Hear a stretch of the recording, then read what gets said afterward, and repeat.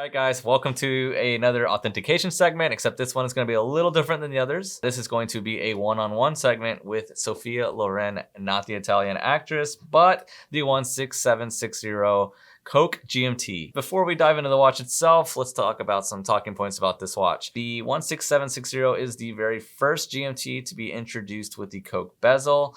It is also one of the first GMTs to be introduced with the independent hour jumping hand. So this allowed you to independently adjust the hour hand as opposed to going all the way around with the fixed GMT hand. Like the previous 3075 movement, we now have the 3085, which evolved into the 3185 and so forth. And today's, I think we're at the 3186, maybe the 3187, Explorer 2. The 16760 introduced the two-tone black and red bezel, which was also deemed the Coke. That was the introduction to the Coke bezel as well. A fun fact about the 16760 is the first Rolex GMT to introduce white gold surrounds. So a lot of fun facts about this watch, and I got to be hands-on with this watch particularly. This is a very, very special watch in general, and we're gonna dive right in specifically about this watch. This model has a lot of significance for Rolex, and as far as what Rolex did for this watch, really set the path for what Rolex does today. The very first thing we're going to notice about this watch is just how clean this particular example is.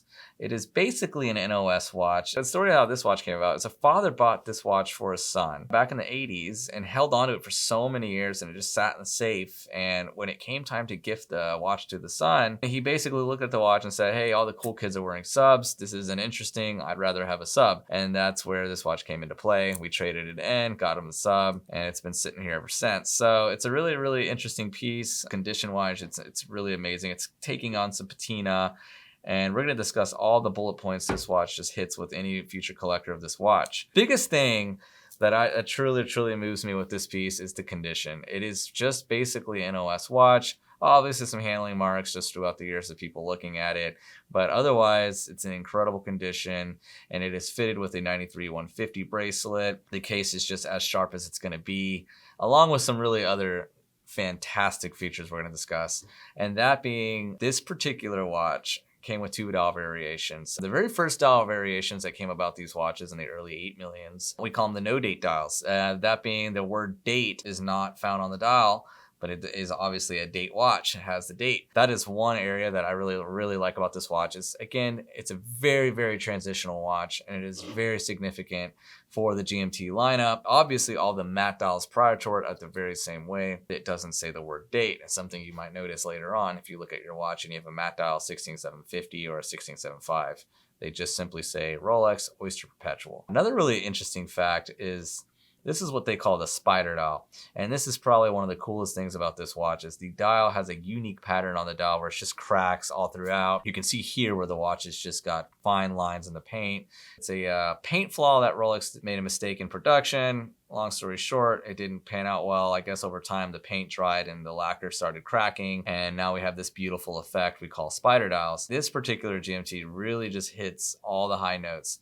You've got a full set, NOS condition, patina, the dial's turning a nice cream color. Obviously that spider dial effect, the no date dial. This is really the true GMT for the true collector. This is the watch to have. If you're interested, we are actually looking at selling this unit. It is just incredible. Watches that are like true new old stock, they're not always gonna be in like what we call today's new condition. 9 out of 10 times I can look at a new old stock watch and still find wear and tear, but this is completely normal, just simply for the fact that it's been, this watch is older than me. This watch is 36, 37 years old, and yet has been handled off and on throughout the year. So you're going to see, some obvious, handling marks, but regardless, if you just look overall at the watch, you can just see there's absolutely no use in the bracelet. There's no scratches that would indicate wear. I see stuff that might indicate poor handling. Perhaps they just set it down somewhere, but I don't see anything that would indicate this watch has been worn. The case edges are very crisp and sharp and very well defined, along with the grain and the polish of the watch is exactly how it should be back in those days. When you look at the cornet, again, same thing. The cornet of the watch is very, very robust in its presence. Most of these actually came in 3 bracelet options. You got these in the sub bracelet 93-150.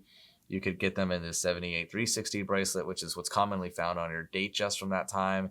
And you can find them also on a unique Jubilee bracelet, with that 50 end code at the last link. And those were the 3 options you had with these. So I've seen them every which way, which is really cool because it's a watch that utilizes all 3 of Rolex's platforms for bracelets. Finding them like this is just almost impossible. You know, market prices on these things right now, I think there's one on Chrono right now that's similar to this watch, but not quite the same, and they're asking 30. That's fair to say because it's a very significant watch to the world of GMTs. You know, the only thing it's missing is, unfortunately, it's not Tiffany stamped, which would make it absolutely bonkers, but you know, it's pretty much there. It is a really, really sick watch. I'm proud to say that I got to handle this one, see it, buy it. Hopefully we'll get to sell this watch soon. Again, it's just been sitting with us for quite some time and haven't been in a rush to, you know, try to sell this watch, but we thought we'd do a one-on-one video with it and kind of just show it off a little bit. It's just cool to see like the science behind this watch because, you know, when a watch sits in a safe for so long, a lot of weird things start to happen, especially with vintage pieces that you know for a fact the owner had them in the safe for so long because they take on different colors, they take on different forms, different things seem to happen in the dark or you know, the lack of light. You know, sometimes we see dials go pumpkin and they turn orange, and sometimes we see dials start to degrade, they start turning tropic. You know, nothing too crazy happened with this watch, but it is still pretty significant in condition. If you're interested in this watch, drop me a DM or just drop a note in the comments and I'll get a hold of you somehow, or obviously find me through grandcaliber.com. There's a contact me button there as well. So we'll see what happens with this piece. Again, it's going back in the safe, continuing its journey in its box, you know, so we'll continue to ride this one out. We love this watch. I don't mind if it stays. We're going to do more one-on-one videos with watches. So if you're really enjoying the one-on-one segments as well, you guys saw me do the 6263 in gold. Now we've done the 16760 in stainless steel. Let me know if there's a watch that you would love me to review. If you have a watch that you would like me to review that belongs to you, email us and we will be happy to provide you a shipping label. We'll do a review of the watch, send it back. Of course, all of our responsibility lies on us, so don't worry about that. I hope you enjoyed this segment. Catch me next time.